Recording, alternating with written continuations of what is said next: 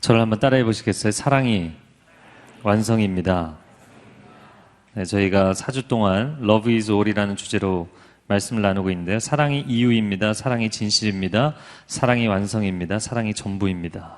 이런 주제로 말씀을 함께 나누고자 합니다.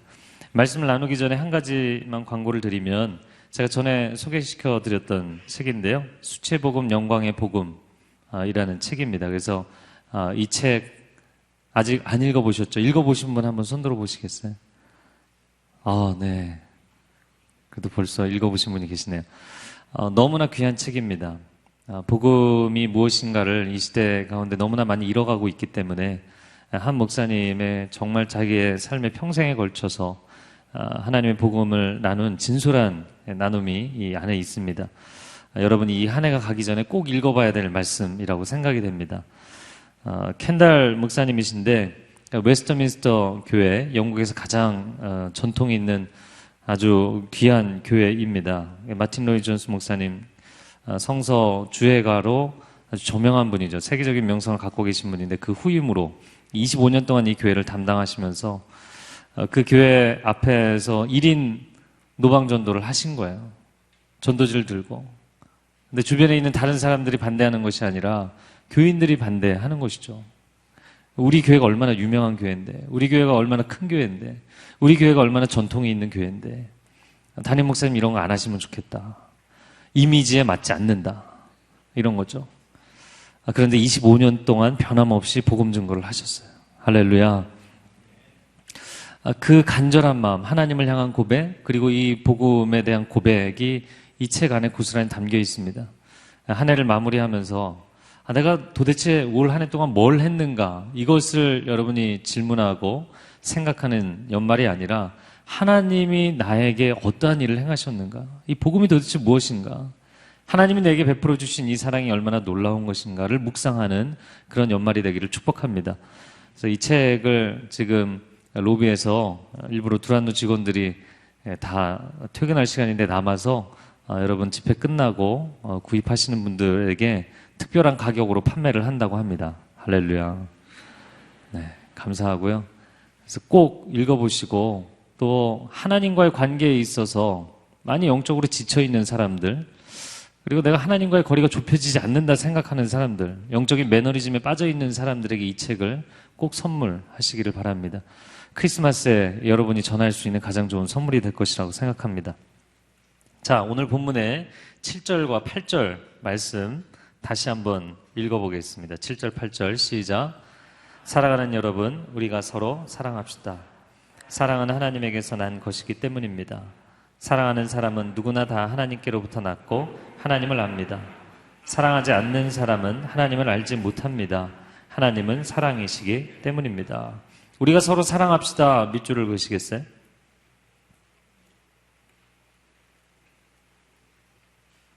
(8절에) 사랑하지 않는 사람, 네모를 치시겠어요? 하나님을 알지 못합니다. 밑줄을 그으시고요. 요한 1서, 사도 요한이 쓴 책입니다. 우리가 아는 사도 요한은 워낙에 젊었을 때부터 이 열정과 애정이 넘치는 사람이었어요.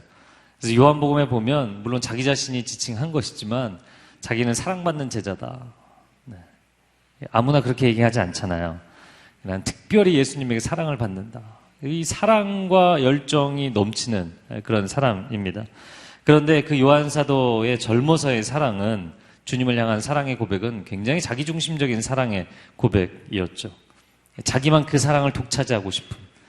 그러나 그가 사도가 되고 나서 진정한 사랑이 무엇인가를 이야기하는 사도가 됩니다. 사실 요한 1서를 읽어보면 사랑에 대한 이야기도 많이 나오지만 사랑에 대한 이야기보다 더 많이 나오는 것들이 있어요.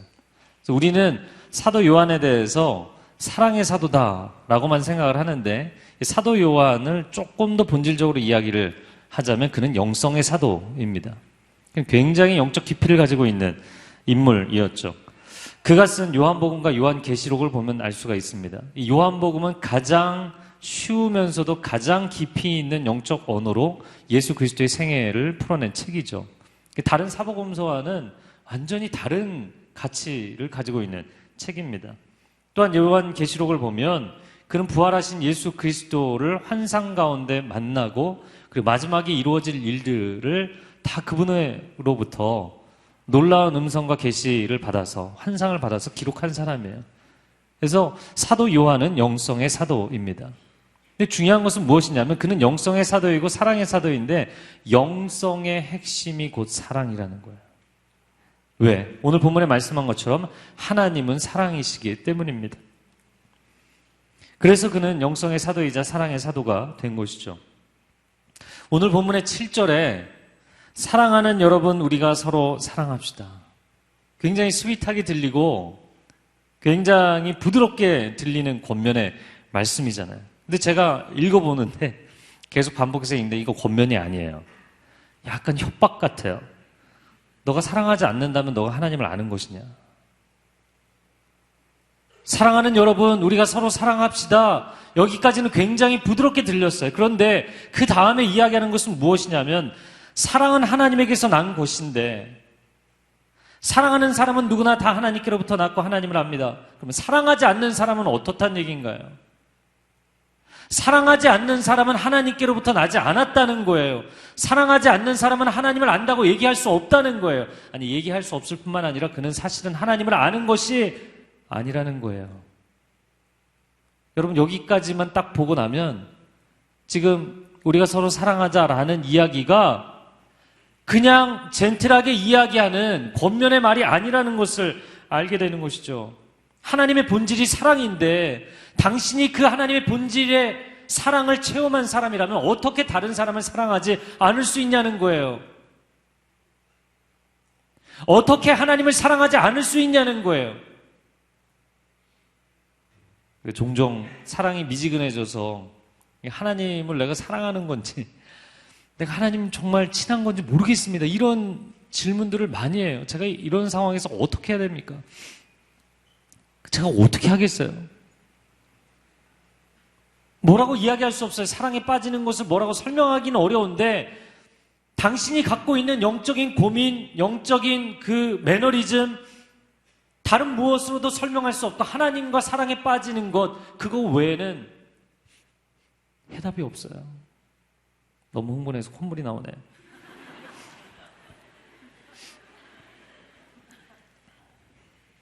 여러분 오늘 본문에 7절, 8절을 묵상하면서 저는 이 시작 자체가 너무 강력한 거예요. 너무나 부담스러운 이야기를 하고 있는 거예요. 그래서 이거 여기서 시작하면 안 되겠다.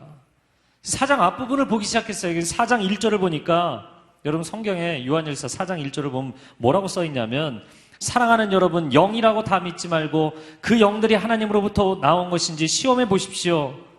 거짓 예언자가 세상에 많이 나타났기 때문입니다. 영을 분별하십시오. 영적인 것이라고 해서 다 하나님으로부터 온 것이 아닙니다. 여러분 무슨 얘기인지 아시겠어요? 당시 초대교회는 영적인 것을 추구하는 사람들이 많았다고요. 영적인 분위기, 영적인 은사, 영적인 사역, 영적인 라이프 스타일을 추구하는 사람들이 많이 있었다고요. 그런데 뭐라고 이야기를 하냐면 거짓 선지자들이 많다, 거짓 선생이 많다, 가짜가 많다. 영을 다 믿지 말고 분별해라. 그 이야기를 일관되게 하다가 오늘 7절 바로 앞부분 6절에 뭐라고 이야기를 하냐면 우리는 하나님에게서 났습니다. 하나님을 아는 사람은 우리의 말을 듣고 하나님께 속해 있지 않은 사람은 우리의 말을 듣지 않습니다. 이것으로 우리는 진리의 영과 거짓된 영을 구별합니다. 진리와 거짓을 분별한대요. 진리의 영이신 성령님, 거짓의 영인 사단, 그리고 그 졸개들. 그럼 무엇으로 구별하는가? 오늘 본문의 그 다음에 7절, 8절에서 이야기하는 것은 6절에서 이야기한 우리가 한 말을, 우리가 전달한 이 말에 순종하는 사람들, 이렇게 얘기했죠. 그럼 그들이 전달한 말이 무엇인가요? 사도들이 줄기차게 이야기하는 것이 무엇인가요? 창세기부터 계시록까지 줄기차게 이야기하는 것이 무엇인가요? 하나님은 사랑이시라. 하나님 당신을 사랑하십니다. 하나님의 사랑을 당신이 체험했다면 당신도 사랑하며 사십시오. 하나님을 사랑하고 온 마음과 뜻과 정성을 다해 하나님을 사랑하고 여러분의 이웃을 여러분 자신처럼 사랑하십시오. 이것이 율법의 완성입니다. 이것이 율법의 완성이에요. 말씀의 완성이에요. 오늘 제목에서 이야기한 것처럼 사랑이 완성입니다. 그렇다면 충격적인 결론을, 너무나 당연하지만 충격적인 결론을 한 가지 내려야 되는데, 그것은 무엇이냐면 당신이 사랑하지 않는다면 당신은 가짜라는 거예요. 당신이 사랑하지 않는다면 당신이 은사가 있을지라도, 능력이 있을지라도, 아무리 봉사를 많이 했을지라도, 아무리 교회를 오래 다녔을지라도 그것은 가짜라는 거예요. 당신이 사랑하지 않는다면 당신이 아무리 많은 설교를 들을지라도, 아무리 성경의 지식이 많을지라도, 아무리 영적인 퀘스천을 많이 던질지라도 가짜라는 거예요. 진리의 영과 거짓의 영, 진짜와 가짜를 이야기하고 있는 것입니다. 끊임없이 배우고 끊임없이 가르쳤지만 사랑하지 않는다면, 사랑하지 못한다면 그건 뭔가 이상하다는 거예요. 하나님으로부터 난 게 아니라는 거예요. 하나님을 아는 게 아니라는 거예요. 어떻게 보면 제가 지금 똑같은 이야기를 하고 있어요. 그래서 저는 이 말씀 자체가 너무나 충격적입니다. 하나님은 사랑이시기 때문에, 성부 하나님 사랑이십니다. 성부 하나님은 사랑의 아버지이십니다. 사랑으로 온 우주 만물을 창조하셨어요. 하나님은 너를 사랑해, 이런 곡이 있잖아요. 하나님 나를 너무나 사랑하셔서 하늘에 별을 달아두시고 물 가운데 수많은 물고기 떼를 만들어 놓으시고 나뭇가지가 바람에 흔들리며 나에게 손짓하고 새들이 날고, 온 우주 만물에 하나님 나를 사랑하시는 사랑의 표현이잖아요. 사랑으로 세상을 창조하셨고 사랑하시기 때문에 그 아들까지 내어주신 하나님, 그리고 당신의 거룩한 영을 우리에게 보내주신 하나님, 하나님은 사랑이십니다. 성자 예수님은 사랑의 예수님입니다. 우리를 너무나 사랑하셔서 하나님이 보내셨기 때문에 순종하셨지만, 그분이 얼마나 겟세마네 동산에서 고통스러워하신지 아시죠? 당신을 사랑하시기 때문에 그 십자가를 지신 거예요. 성령 하나님은 사랑의 하나님이십니다. 여러분, 거룩이 가장 어울리지 않는 짝이 있는데 그것은 무엇이냐면 죄악과 타락과 거짓과 불결함이에요. 성령님은 거룩한 영이십니다. 홀리 스피릿. 거룩하신 영께서 어떻게 죄인들 가운데 임하시는가? 그분이 우리를 사랑하시지 않는다면 있을 수 없는 일이에요. 불가능한 일입니다. 삼위일체 하나님이 이 망가진 인생 하나를 건지시기 위해서 이렇게 총력을 쏟아 부으시는데, 우리가 그 사랑을 받고도 하나님을 사랑할 수 없다면, 내가 하나님을 사랑하나? 내가 이웃을 사랑할 수 없다면, 내 곁에 있는 내 가족조차 사랑할 수 없다면, 미안하지만 오늘 본문의 말씀대로 이야기하면 가짜라는 거예요. 그건 진짜일 수 없다는 거예요. 가짜 신앙, 가짜 인생, 이건 뭔가 잘못되지 않았느냐? 오늘 본문이 그것을 이야기하는 것입니다. 그러면 하나님께서 우리에게 보여주신 사랑이라는 게 도대체 무엇이냐? 9절과 10절에서 말씀합니다. 9절과 10절에 하나님의 사랑이 우리에게 이렇게 나타났습니다. 곧 하나님께서 자기 독생자를 우리에게 보내주셔서, 여러분 9절에 이렇게 동그라미 치시고요. 독생자를 우리에게 보내주셔서, 밑줄로 보세요. 그분으로 말미암아 우리가 생명을 얻게 하신 것입니다. 10절에 사랑은 여기에 있습니다. 여기에 동그라미 치시고요. 지금 9절과 10절이 똑같은 이야기를 하는 것입니다. 이 히브리인들은, 물론 신약 성경은 헬라어 텍스트지만 히브리인들은 똑같은 말을 반복해서 강조하고 점층법을 쓰는 게 특징이에요. 하나님의 사랑이 우리에게 이렇게 나타났다. 하나님의 사랑은 여기에 있다. 지금 똑같은 얘기를 하는 거예요. 너무나 중요하기 때문에 9절과 10절에서 반복해서 이야기하는 것입니다. 곧 우리가 하나님을 사랑한 것이 아니라 하나님께서 우리를 사랑하셔서 우리 죄를 위해 그분의 아들을 화목제물로 보내주셨습니다. 아멘. 이것이 하나님의 사랑의 표현이라는 거예요. 여러분, 하나님이 우리를 사랑하실 때 어떻게 사랑하셨냐면 그분의 차원에서, 그분의 수준에서 최선을 다해서 우리를 사랑하셨어요. 근데 그분의 최선이 무엇이었냐면 자기 아들을 내어주시는 것이었어요. 망가진 인생들을 위해서 자기 아들의 생명을 내어주셨어요. 그 아들의 생명과 나의 생명을 맞바꾸셨어요. 이 세상에 아무도 없고 단 한 사람, 나 한 사람이 있었을지라도 하나님은 예수 그리스도를 보내셔서 나의 생명과 그분의 생명을 맞바꾸셨을 것입니다. 자녀를 위해 목숨을 거는 것은 숫자의 문제가 아니에요. 온 인류를 위해서 죽으신 게 아닙니다. 바로 당신 한 사람을 위해서 죽으신 거예요. 그럼 도대체 하나님이 어떻게 이렇게 나를 사랑하실 수 있나? 이해할 수 없고 감당할 수 없는 사랑인 것이죠. 그분의 사랑은 그냥 한번 분위기가 좋아서, 네? 아니면 너무 옆구리가 시리고 외로워서, 저 사람이 어떻게 반응하나 한번 보고 싶어서, 그런 종류의 사랑 고백이 아니라는 거예요. 11절에 사랑하는 여러분, 하나님께서 우리를 이처럼 사랑하셨으니, 이처럼 동그라미 치시겠어요? 이렇게, 여기에, 이처럼 다 똑같은 얘기죠. 아들까지 내어주시는 사랑으로 우리를 사랑하셨으니 우리도 서로 사랑하는 것이 마땅합니다. 그럼 여기서 이야기하는 우리도 사랑하는 것이 마땅하다는 얘기는 무슨 얘기냐면 우리도 그렇게 목숨을 걸고 사랑하는 것이 마땅합니다. 그 얘기예요. 하나님이 정말 사랑하시는 대상을 위해서 사실 아들의 생명을 내어주셨다는 것은 자신의 생명을 내어주신 것이죠. 자신의 생명을 내어주는 것보다 그것은 더 고통스러운, 상상할 수 없는 희생을 하신 것이죠. 왜? 사랑하기 때문에. 그럼 과연 우리는 그만큼 사랑하냐고요. 우리도 그처럼 사랑해야 된다. 우리도 목숨을 걸고 사랑해야 된다.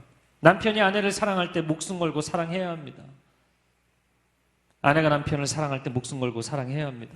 부모가 자식을, 자식이 부모를 사랑할 때 목숨을 걸 뿐만 아니라 난 목숨 건다. 말들은 잘하죠. 정말 목숨을 내어줄 만큼 사랑해야 합니다. 그것이 진짜 인생을 사는 거예요. 그래서 저는 4학년 2반, 이제 내년에 4학년 3반이 되는데 인생을 살아오면서 진짜 인생을 산다는 것은 사랑하는 것이구나. 사랑하지 않으면 껍데기 인생을 사는 거예요. 여러분이 아무리 학력이 좋고 경력을 쌓아가고 재력을 쌓고 여러분의 인생이 세상적으로 아무리 화려해도요, 사랑이 없으면 껍데기 인생을 살고 있는 거예요. 가짜 인생을 살고 있는 거예요. 인생이라는 타이틀은 갖고 있지만 진정한 인생이 아닌 겉모양만 갖고 있는 거예요. 지난 4년간 제가 대학 청년 공동체를 담당해서 사역을 하면서 수많은 상담을 했어요. 이메일과 문자와 카톡과 전화와 대면에서 상담들을 했어요. 그러면서 느끼게 된 한 가지는 대부분의 청년들에게서 느낀 안타까움은 무엇이냐면 딱 한 단어로 이야기할 수 있는데 그것은 무엇이냐면 의지 박약입니다.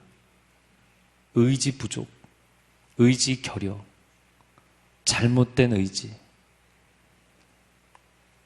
그런데 이것이 청년들뿐만 아니라 현대인들의 문제예요. 여러분, 하나님의 꿈이 내게 주어졌는데 현실은 너무나 다르다는 거죠. 그래서 힘들고 눈물 흘리고 때로는 하나님을 의심하고 등집니다. 그리고 이런 생각을 하죠. 하나님이 처음에 얘기하신 걸 내가 잘못 들었나? 하나님 얘기를 안 하셨는데 내가 들었다고 생각했나? 하나님이 잘못 얘기하셨나? 아니면 하나님 말씀하신 것을 하나님이 책임져 주시지 않나? 인생이 더 이상 진도가 안 나가죠. 신앙은 늘 제자리 걸음을 하고 기도는 할수록 공회전을 하죠. 여러분, 차는 한 바퀴도 굴러가지 않고 공회전만 하고 있으면 어떻게 되나요? 소음만 나고 소리만 시끄럽고 주변에 오염만, 공기만 오염시키는 거예요. 기도할수록 절망스럽죠. 막 계속 기도하는데 아무런 소망이 없는 거예요. 할수록 비참한 거예요. 오늘 새벽에 저희가 40일 새벽 기도회를 시작한 지 이제 이틀째 됐는데요. 오늘 새벽에 못 나오신 분들은 새벽 영상을 나중에 업데이트돼서 올라오면 꼭 보시기 바랍니다. 오늘 새벽에 로봇다리 세진이라고 초등학생들은 다 알더라고요. 어른들은 잘 몰라도. 초등학교 교과서에 실렸대요. 그래서 저희 아들들도 다 알더라고요. 김세진이라고. 로봇다리 세진이 간증을 듣고 참 많이 울었고 참 많이 배웠습니다. 선천성으로 두 다리가 없고 두 다리가 없이 태어났고 그리고 한쪽 손이 없이 태어난 아이. 봉사활동을 다니던 한 자매가 입양을 한 거죠. 그의 어머니가 된 거예요. 자기 자식도 아니에요. 그리고 그 아이를 위해서 의족을 해주기 위해 그 아이가 원하는 것을 다 도와주기 위해 아이가 승마를 하고 싶다면 승마를 할 수 있도록 도와주고 아이가 골프를 치고 싶다면 골프할 수 있도록 도와주고 재산이 있어서가 아니라 싱글맘이에요. 집을 팔아가면서 전 재산을 팔아서 아이가 하고 싶다는 거 다 해줬어요. 아이를 위해서 평생을 헌신하는 어머니. 그런데 어머니는 그렇게 그 아들을 사랑했을 뿐만 아니라 그 아들에게 엄청난 것들을 요구했더라고요. 아이가 서 있으면 계속 쓰러뜨리는 거예요. 엄마가 하는 일은 애를 쓰러뜨리는 거예요. 이 집에서 거실에 매트리스 펼쳐놓고 앞으로 쓰러뜨리고 뒤로 쓰러뜨리고 옆으로 쓰러뜨리고 계속 쓰러뜨리는 거예요. 아이에게 가르친 것은 인생은 걸을 수 있는 것도 중요하지만 넘어졌을 때 다시 일어날 수 있는 것이 더 중요한 것이다. 넘어졌을 때 다시 일어날 수 있는 아이로 그 아이를 키운 거예요. 아이가 어렸을 때 끊임없이 울고 힘들어하고 동네에서 손가락질 당하고 유치원에서 손가락질 당하고 초등학교 가서 손가락질 당하고 아이가 수영선수가 되기로 결정하자 아이를 훈련하기 위해서 아이를 타이어를 허리에 묶고 운동장을 기게 만드는 거예요. 이 하체가 부실하니까 상체로 이거를 가야 되니까 그 상체 힘을 키우기 위해서 그냥 운동장만 기어가는 게 아니라 산을 기어서 올라가는 게 타이어를 메고 일반인도 이건 하기 어려운 일이죠. 아니 하기 어려운 게 아니라 하기 기분 나쁘겠죠. 근데 그거를 시킨 거예요. 어린 아이를 의족을 끼고 3,000m 산을 등반하고 의족을 제공했던 회사마저 경악하는 거예요. 어떻게 이 아이가 그 어머니가 아들에게 한 말이 전 가장 기억에 남는 말이 아들아 너 상상할 수 없는 꿈을 꾸고 싶지 않니? 네 엄마 그런 꿈을 꾸고 싶어요.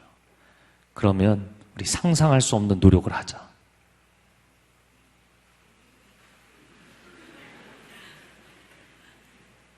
여러분 무시무시하게 들리지 않나요? 상상할 수 없는 꿈을 꾸고 싶다면 상상할 수 없는 노력을 하자. 저는 그 말에 너무나 공감을 하고 또 너무나 도전을 받았어요. 우리는 상상할 수 없는 꿈을 하나님으로부터 받는 건 엄청 좋아합니다. 열방을 유업으로 내게 주리라. 그럼 막 눈물 펑펑 쏟아. 할렐루야. 내 지경을 넓혀주리라고 막 할렐루야. 지경 넓히려면 어떻게 해야 되는지 아세요? 일단 익숙한 땅부터 떠나셔야 돼요. 열방을 유업으로 주려면 여러분 한 자리에 가만히 있으면 안 되고 다 돌아다니셔야 돼요. 한국 떠나기 싫어하잖아요. 한국에서의 이 프리빌리지를, 이 특권을 포기하고 싶어 하지 않잖아요. 근데 어떻게 열방이 당신의 것이 되냐고요. 어떻게 당신의 지경이 넓어지냐고요. 꿈은 좋지만 상상할 수 없을 만큼 큰 꿈을 꾸는 것은 좋지만 그 꿈을 이루기 위해서 상상할 수 없는 노력을 과연 우리가 하는가? 여러분 성경을 보면 형들에게 버림받고 종으로 팔려간 요셉이 총리가 되기까지 말도 안 되는 그 세월 동안 종살이 옥살이를 하면서 상상할 수 없는 노력을 합니다. 아 요셉과 같이 놀라운 꿈을 받고 그 꿈이 이루어지면 참 좋겠다. 모든 크리스찬이 그렇게 생각하죠. 그러나 과연 요셉이 당한 그 고난을 당신이 받아야 된다면 그거를 좋아하냐고요. 아니 적어도 나는 그런 비슷한 고난 가운데 있으면 하나님이 나에게 상상할 수 없는 꿈을 이루기 위해서 상상할 수 없는 헌신과 희생과 노력을 요구하고 계시는구나. 그렇게 생각하냐고요. 아니요.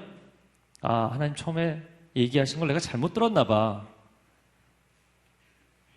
아니 하나님은 그렇게 얘기하신 게 아니었나 봐. 아니 하나님은 얘기하셨지만 나를 포기하셨나 봐. 다 그렇게 생각하지 않나요?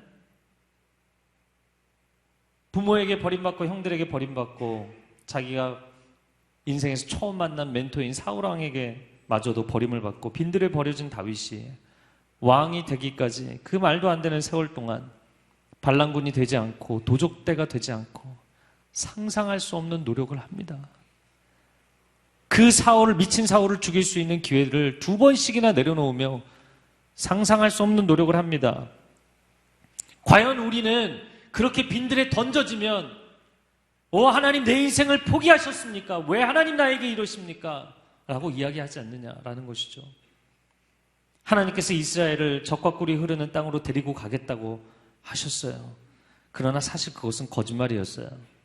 죄송합니다, 하나님. 가보니까 강수량이 1년에 연중에 500~600mm밖에 안 되는 완전 척박한 땅이에요. 그런 땅이 어떻게 적과 꿀이 흐르는 땅인가? 염소젓 조금 짜갖고 먹고 벌꿀이나 어디 산에 들어가서 따먹어야 되는 그런 땅이지 적과 꿀이 흐르는 땅이 아니라고요. 그럼 왜 하나님 그렇게 말씀하셨는가? 하나님 그렇게 말씀하시지 않았다면야 엄청 안 좋은 땅인데 같이 갈래? 그럼 사람들이 이집트에서 나오려고 했을까요? 이집트는 당대 최고의 문명이에요. 그래서 하나님이 적과 꿀이 흐르는 땅이라고 속여서 데리고 나오셨어요. 그러면 하나님은 도대체 헛된 꿈을 주고 이스라엘을 속이신 것인가? 여러분, 이스라엘이 자기들이 갈지 않은 밭을 소유하게 되고 자신들이 세우지 않은 성 안에서, 자신들이 짓지 않은 집 안에서 살면서, 자신들이 심지 않은 과수의 열매를 먹으면서 이거 뭐야? 이거 별거 아니잖아. 하나님이 우리에게 엄청난 약속을, 상상할 수 없는 꿈을 주셨지만 사실은 그건 아무것도 아니었어. 헛것이었어. 하나님의 약속은 물거품이었어. 하나님께 등을 돌리고 진짜 우리에게 물질과 쾌락을 줄 수 있는 바알과 아세라를 섬기기 시작하죠. 오 바알이요 바알이요 아세라요 아세라. 그러다가 완전히 쫄딱 망하죠. 그리고는 2000년 만에 되찾은 약속의 땅. 여러분, 자기 민족의 땅을 2000년 만에 자기 나라로 되찾은 건 이건 뭐 역사적으로 전무후무한 거, 이거 있을 수 없는 사건입니다. 2000년 만에 약속의 땅을 되찾고 나니까 이 땅이 척박한 땅이라고 싫어하고 하나님 앞에 원망하던 그들이 아니라 너무나 소중한 땅인 거예요. 이 땅이 얼마나 감사한지 깨닫게 된 거예요.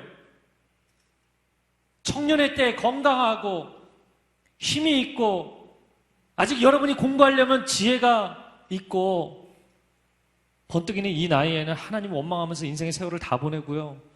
그리고서는 몸이라도 아프면 인생이라도 깨어지면 그때 와서 하나님 살아있는 것만으로도 감사한 것이군요. 이러고 돌아온 거예요. 여러분 지금 깨어서 이 메시지를 잘 들으십시오. 그런데 놀라운 것은 무엇이냐면 이들이 이 척박한 가나안 땅을 너무나 감사한 약속의 땅이라는 것으로 믿고 받아들이기 시작한 거예요. 2000년 만에 얻은 그 땅을. 그래서 그 땅을 변화시키기 시작합니다. 하나님의 꿈을 현실로 만들기 시작합니다. 그 세계 최고의 관계시설을 개발하고 전국에 세팅을 해서 요단강물과 갈릴리 강물에서 사실 얼마 되지도 않아요. 요단강이라는 게 우리가 뭐 대단하다고 이야기를 하지만 사실 어떤 지점은 건천이라고 불릴 만큼 이 건조한 시즌에는 물이 거의 마를 정도의 빈약한 강입니다.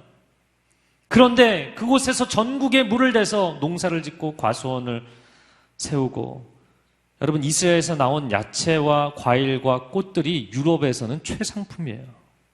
그 척박한 땅에서 나온 야채와 과일과 채소가 여러분 요나가 도망갔던 요빠 항구 있죠. 자파라고 부르는데 이 자파 스탬프가 딱 찍히면 최상품이에요. 전 세계에 비교할 수 없는 최상품이에요.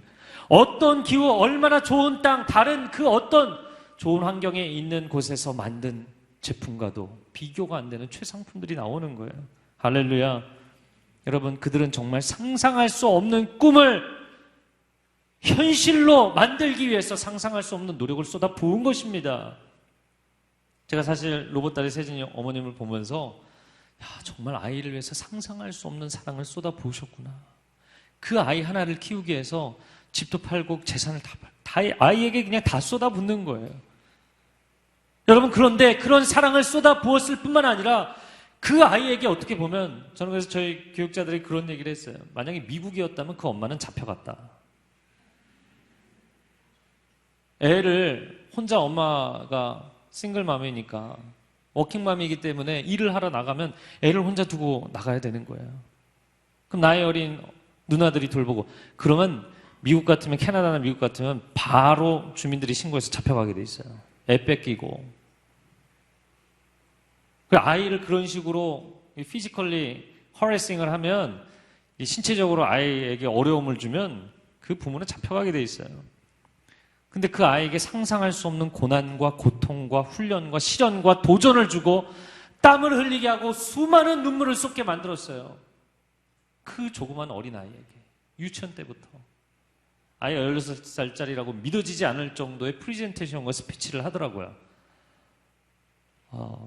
정말 놀랍더라고요. 나의 멘토로 삼아야겠다 싶을 정도로, 쟤한테 스피치를 배워야겠다 싶더라고요. 한 30분 정도 했는데 정말 어메이징 하더라고요. 너무너무 놀랐어요. 16살짜리가. 아침 식사를 하면서 비하인드 이야기를 들었는데, 아이가 너무나 자기가 장애를 갖고 있으니까 아이들 앞에서 의기소침한 거예요. 다 손가락질하고 놀리고 비웃고, 아이가 늘 위축되어 있는 거예요.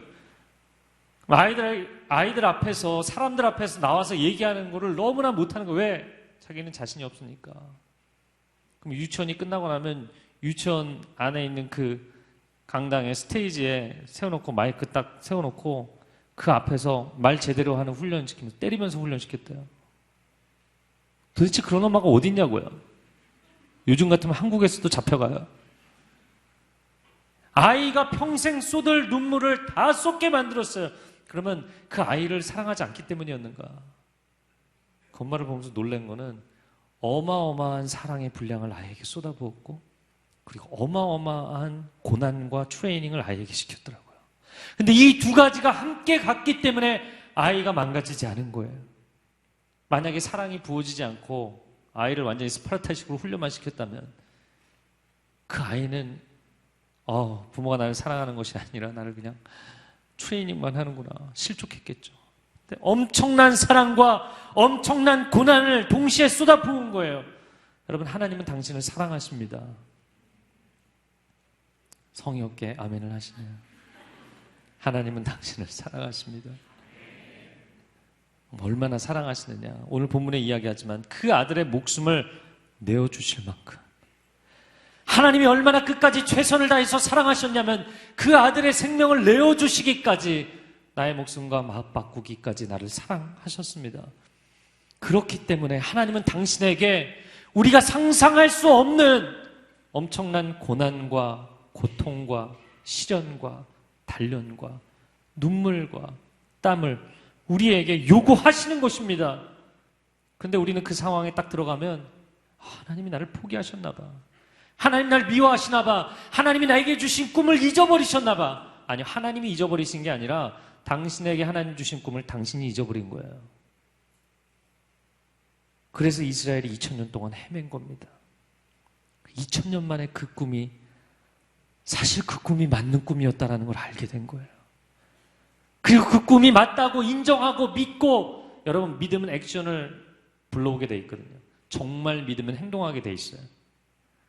그래서 미국에서 어떤 마을에서 계속해서 비가 와야 되는 시즌인데, 농작물을 키워야 되는데 비가 이제 몇 달째 안 오니까 사람들이 교회에 모여서 기도하기로 했다고 그러죠. 동네 사람들이 다 모여서 막 기도하는데, 보니까 한 꼬마 아이가 우산을 들고 온 거예요. 너는 왜 우산을 들고 왔니? 아무도 우산을 갖고 온 사람들이 없어요. 우리가 누가복음 1장을 주일에 강해 설교를 하고 있는데요, 사가랴가 평생 아들 달라고 기도했는데 천사가 아들 주겠다 그러니까 그걸 내가 어떻게 믿냐고. 당신이 기도하는 것을 당신이 믿고 있습니까? 하나님이 당신에게 주신 꿈이 정말 이루어진다고 믿고 있습니까? 아니면 단지 내 인생이 좀 힘들기 때문에, 내 인생이 좀 어렵기 때문에 하나님이 나를 잠시 잠깐이라도 위로해 주기 위해서 스윗한 것으로 나를 속이고 계시다고 생각합니까? 아니면 애국과 같이 너무나 달콤하고 화려한 세상에 빠져서 살까봐 하나님이 말도 안 되는 헛된 꿈을 심어줘야만 이집트에서 나올 수 있기 때문에, 세상에 빠지지 않고 하나님 바라볼 수 있기 때문에 하나님 거짓말을 하신 것입니까?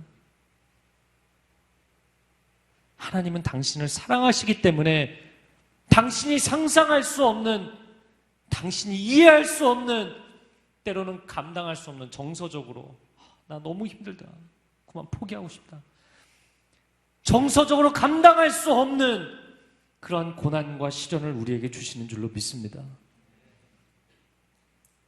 감정적으로 힘드셔도 아멘 하셔야 돼요. 여러분에게 질문합니다. 여러분은 하나님이 당신에게, 여러분에게 주신 꿈을 얼마나 사랑하십니까? 여러분에게 주신 하나님의 꿈을 얼마나 사랑하십니까? 제가 왜 꿈을 사랑한다고 표현하면, 하나님이 주신 꿈이기 때문에 나는 이 꿈을 포기할 수 없습니다. 타협할 수 없습니다. 변질시킬 수 없습니다. 내려놓을 수 없습니다. 잊어버릴 수 없습니다. 나는 이 꿈에 대한 애착이 있습니다. 얼마나 사랑하냐고요. 여러분, 믿는 자에게는 불가능이 없는 줄로 믿습니다. 믿는 자에게는 능치 못함이 없는 줄로 믿습니다. 그러면 예수 그리스도 안에서 모든 것을 가능케 하시는 그 예수 그리스도 안에서 불가능이 가능이 된다는 것은 무슨 의미인가? 여러분, 그분이 불가능을 가능으로 만드신 최대 그분의 동력이 무엇인 줄 아세요? 사랑입니다. 우리는 하나님을 향해서 왜 우리 인생이 이렇게 힘들게 세상을 창조했냐고 말도 안 되는 원망을 하고 있지만, 하나님이 이 어마어마한 아름다운 세계와 우주 만물을 창조하신 것은 나를 사랑하시기 때문이죠. 그분이 세상을 창조하신 유일한 동력은 사랑이죠. 이 망가진 인생들을 건지시겠다고 아들까지 내어주시면서 완전히 미친 사랑이죠. 예수님을 보내시고 하나님이 정말 우리가 볼 때는 이해할 수 없는 제정신이 아니신 행동을 하신 거예요. 제가 저희 아이들에게 예수 그리스도의 복음에 대해서 설명하면서, 이제 가정 예배를 드리면서 큰아들이 질문해서 복음에 대한 설명을 하면서, 하나님의 아들이 우리를 위해서 오셔서 목숨을 바치신 것은 정말 어메이징한 것이다.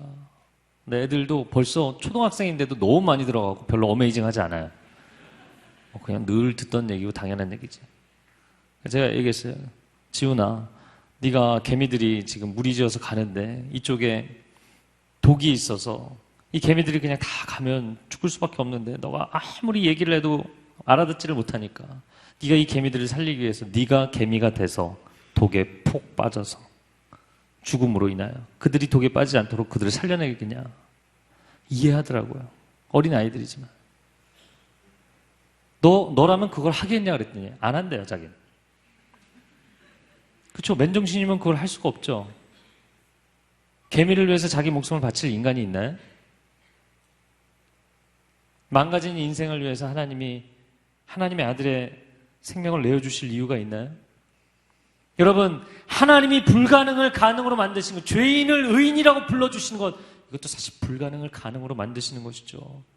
여러분, 이 땅이 온통 죄악으로 저주와 사망으로 덮여 있는데 사망에서 우리를 생명으로 옮기시고 이 땅에서는 우리가 아무리 고난과 고통 가운데 살지라도 영원한 하나님의 천국에 들어가게 하시고, 할렐루야.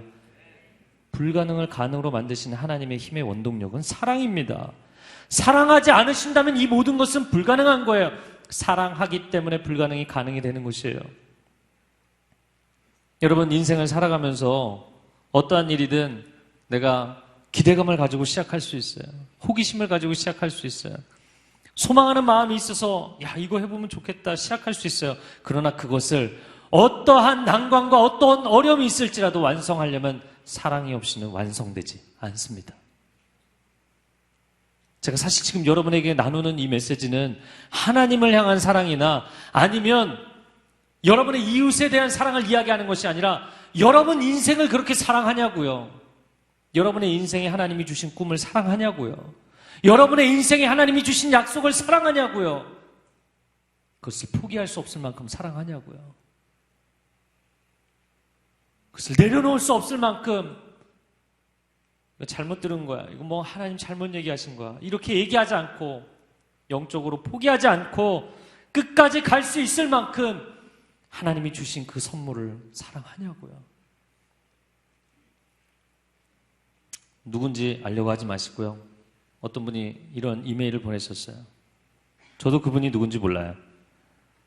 이렇게 보내셨어요. 저는 모태신앙이지만 그동안 살면서 뜨거운 성령의 체험이나 하나님을 인격적으로 만난 경험이라고 해야 할 만한 것들이 사실 없었어요. 새벽 기도도 나가보고 금식 기도도 해보았지만 그것도 다 저의 개인사를 위한 기도였고 온전한 기도는 없었습니다. 주님의 음성을 듣는다는 것이 무엇인지 요새는 잘 모를 때가 많고 주님과 멀어졌다는 생각을 많이 했었습니다. 읽는데 제 마음이 계속 무거워지더라고요. 그 다음에 주님과 더 가까워지고 형통하고 싶은 마음은 굴뚝 같은데 이제는 어떻게 기도를 하는지도 잘 모를 때가 많고요. 회개를 하고 있지만 뒤돌아서면 또 죄를 짓고 회개를 한다고 하긴 하는데 머리로는 알겠는데 이게 가슴으로 뜨거워지거나 제대로 된 회개 기도가 맞는 걸까 하는 생각이 들 때도 많아요. 그럴 때는 어떻게 해야 할지 잘 모르겠고 하나님과 가까워지기 위한 기도나 말씀 묵상은 어떻게 해야 할까요? 어떻게 해야 할까요? 저희 형제님에게 이런 답장을 보냈어요. 형제님, 현대인들은 상당수가 의지박약입니다. 특별히 경제 부흥의 유익을 누리고 있는 젊은이들이야말로 더욱 그렇습니다. 세상이 너무 빨리 돌아가다 보니 자기 힘으로 가는 게 아니라 세상이 돌아가는 속도에 떠밀려 살아가고 있는 것이죠. 그래서 자유의지를 쓸 기회가 없어요. 어렸을 때는 부모가 부모의 의지로 밀어붙여서 살았고 장성에서 회사 다닐 때는 윗사람들이 내리누르는 조직의 힘에 밀려서 사는 거지 내 의지로 사는 게 아니에요. 회사 일도.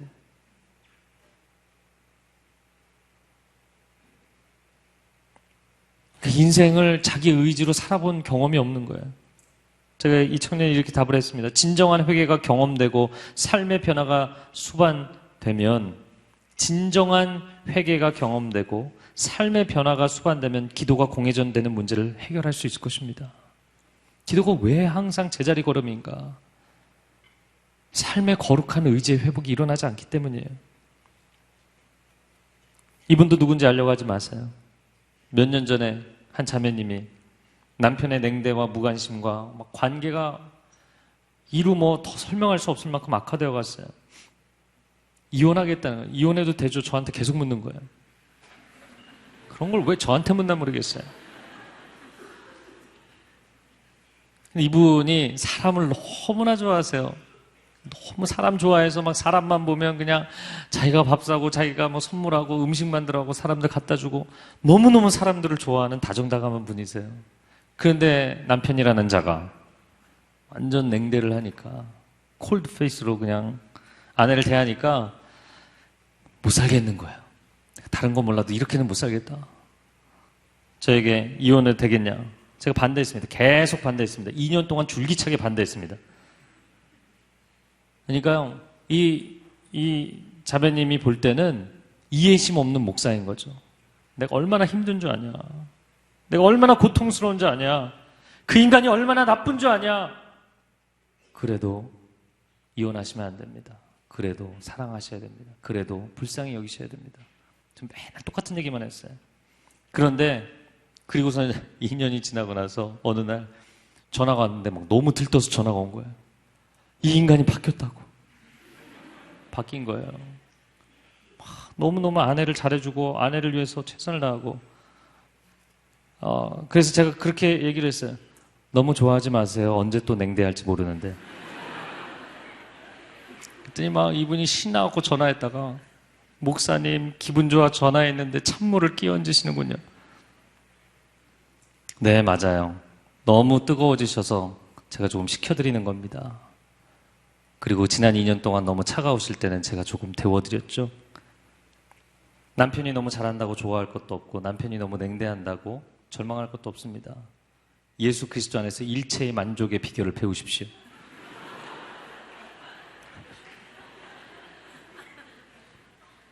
그리고 그런 남편이 어떻게 반응을 하든 그 남편을 사랑하는 것이 자매님의 평생의 삶입니다. 사랑하십시오.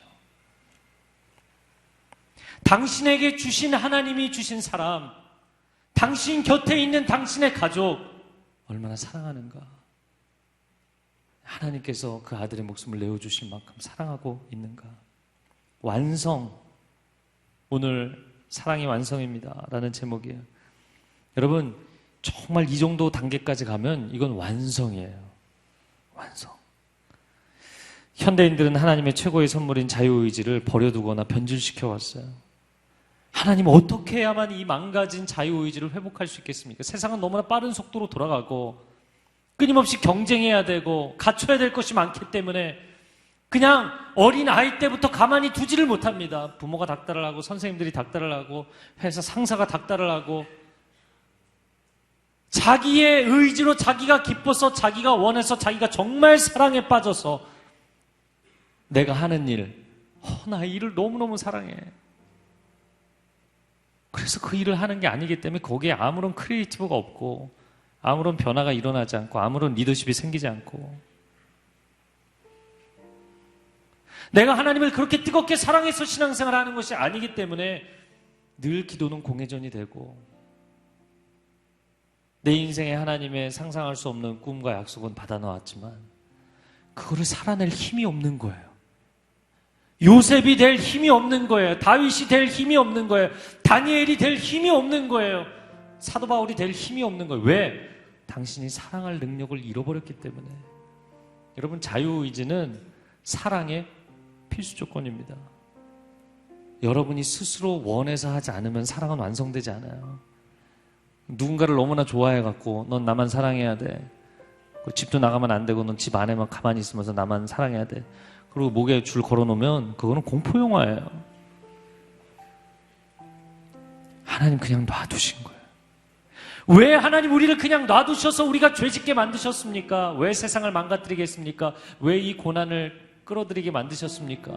당신이 나를 사랑하지 않아서 그렇죠? 아니요. 사랑하기 때문이에요. 당신이 어떤 여인을 사랑하고 어떤 형제를 사랑한다고 해서 집에 묶어놔 보세요. 그건 사랑이 아닙니다. 그 순간. 그 순간 그거는 공포고 그 순간 그것은 절망입니다. 그것은 폭력입니다. 하나님은 사랑을 선택하셨어요. 하나님은 사랑을 선택하신 것입니다.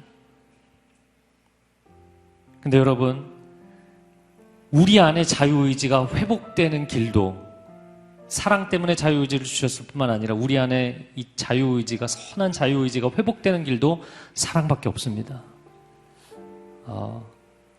제가 물론 저희 형님들을 사랑하고 저희 부모님 사랑하지만 정말 제가 한 여인에게, 저희 지금 있는 룸메이트에게 사랑에 빠졌을 때 정말 저는 모든 걸 걸게 되었어요. 교제를 하기 전에 이미 저는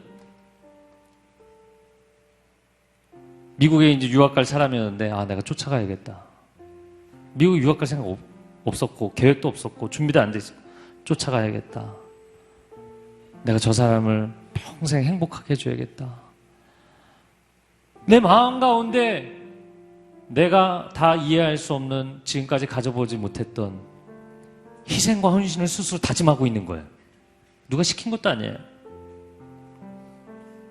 여러분, 사랑하잖아요. 그럼 사랑하면 의지력이 생깁니다. 왜 엄마가 강해지냐면 자식들을 사랑하기 때문이에요.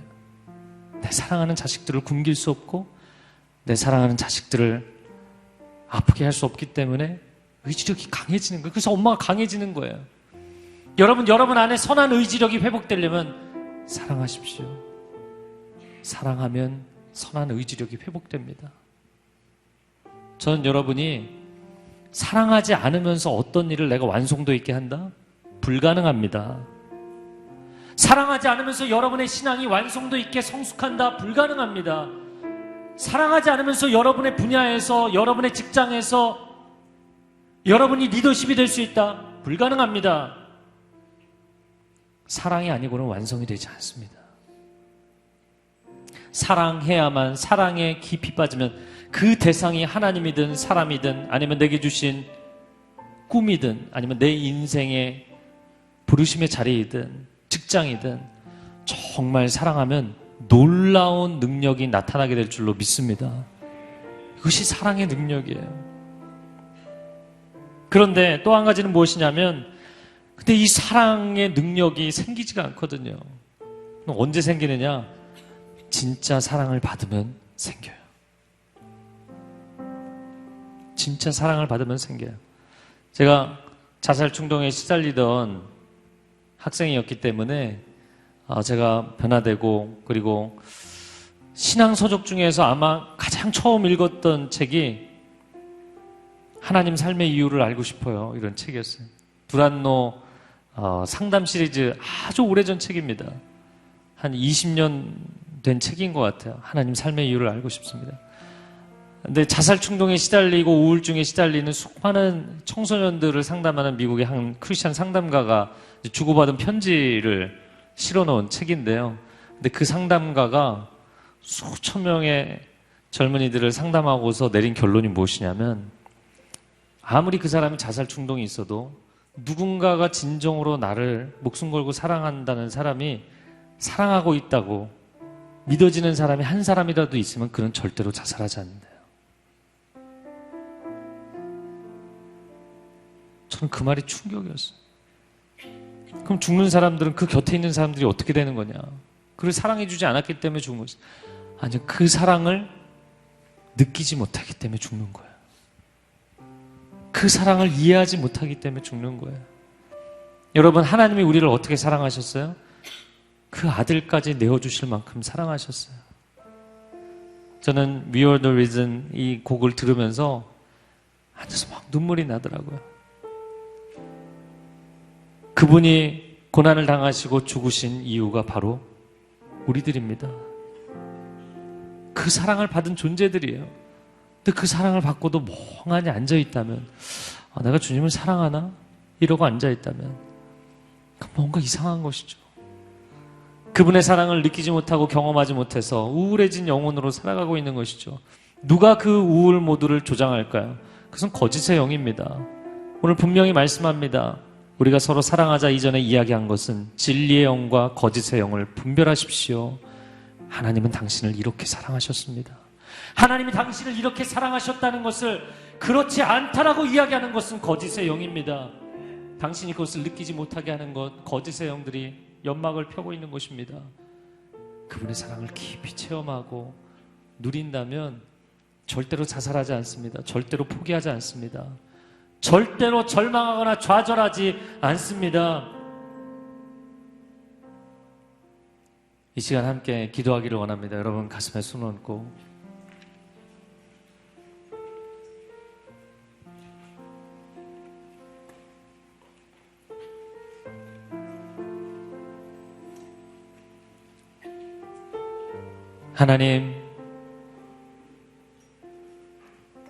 하나님이 내 인생에 주신 꿈이 있고 비전이 있고 약속이 있지만 나는 오늘도 빈들에 홀로 버려져 있는 다윗처럼 하나님이 나를 잊으셨나 보다. 하나님이 나에게 주신 약속을 잊으셨나 보다. 그냥 꿈은 꿈일 뿐 나의 인생은 이렇게 끝나나 보다. 하나님은 나를 사랑하시는 그 사랑을, 나를 온전케 하시려는 그분의 꿈을 포기하지 않으시고 수천 년을 쫓아오셔서 그 아들의 생명을 내어주시고 나를 건지신 분인 줄로 믿습니다. 우리 안에 그 사랑이 회복되게 하여 주옵소서. 하나님이 주신 상상할 수 없는 꿈을, 상상할 수 없는 노력과 고난과 시련과 고통을 뚫고 나아갈 수 있는 하나님의 사람들 되게 하여 주시옵소서. 내가 너를 사랑하여서 최선을 다한 것처럼, 숨이 넘어간 것처럼 힘들고 포기하고 싶을 만큼 힘들고 고통스러울지라도 내 사랑하는 아들아, 내 사랑하는 딸아, 포기하지 말지어다. 낙심하지 말지어다. 절망하지 말지어다. 나는 너에게 준 약속을 잊어버린 적이 없고 나는 너에게 준 꿈을 포기한 적이 없다. 주님 말씀하십니다. 오 주님, 다시 회복되게 하여 주옵소서. 현실에 타협하거나 주저앉지 않게 하여 주옵소서. 주님 주신 꿈을 향해서 달려가는 인생이 되게 하여 주시옵소서. 고백하기를 원하는 사람, 자리에서 일어나서 기도하기를 원합니다. 주여 삼사하며 기도하겠습니다. 주여 주여 주여 완전하신 사랑 오 주님 오 주님 오 주님 십자가의 보혈 완전하신 사랑